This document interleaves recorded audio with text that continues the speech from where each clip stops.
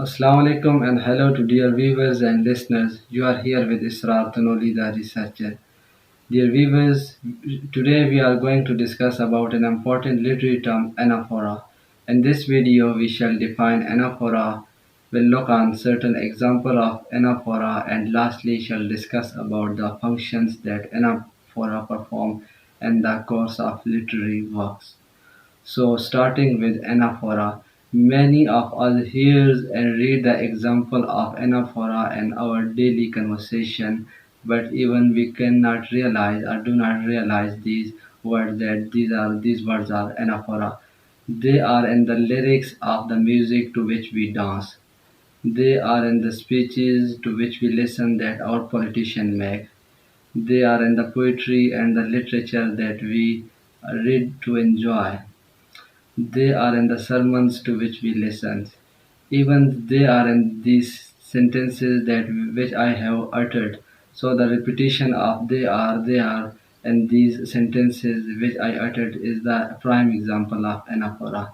So what is an anaphora? Anaphora is derived from a Greek word which means repetition. So repetition of what? As we have discussed in the videos that the repetition of consonant sound, repetition of vowel sound is called assonance, consonance, and alliteration, and so on, so like that. But anaphora is a anaphora is a special case of repetition. So it is the repetition of a word or a phrase at the beginning of the sentences, lines of the poetry, or the stanzas, and a sequence. Here's the repetition and a sequence at the beginning of the word, sentences, or phrases is called anaphora. So, anaphora is the literary technique or the figure of speech where the several sentences or verses begins with the same words or phrases. Examples of anaphora and literary works. I came, I saw, I conquered. These are not mine words. Sorry, these are the words of giant of English literature, the great William Shakespeare, which he had said in his play Julius Caesar, I came, I saw, I conquered. Another place, William Shakespeare said, made word, made kings, made composition. So they are anaphora. And a bright example of anaphora can be seen in the novels A Tales of Two Cities by Charles Dickens. Here's the lines goes, it was the best of the times, it was the worst of the time, it was the age of wisdom, it was the age of foolishness.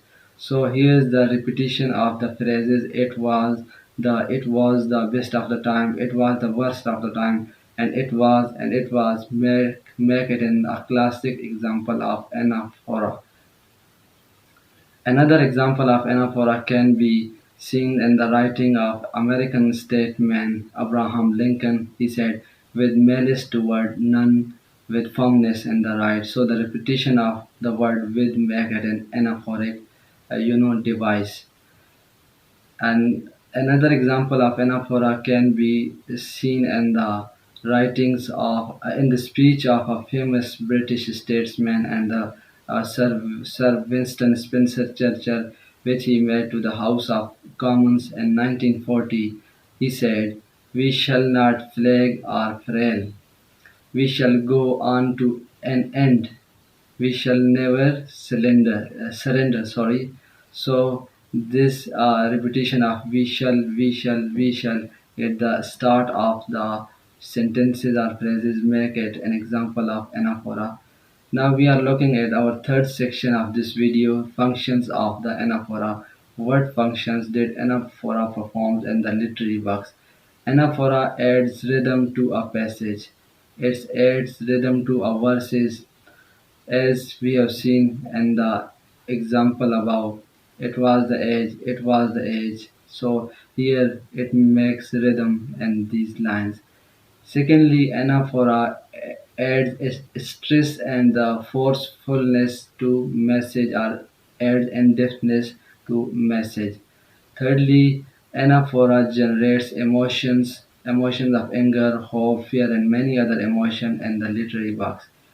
Uh, and the last two, main function of anaphora is that anaphora makes our writing enjoyable and sweet. Due to the anaphora, we memorize the literary lines, and these lines become famous that we have discussed in above example. So this is all about anaphora, its examples, definitions, and function. Keep watching my YouTube channel for further videos on literary terms. Have a nice day. Thanks.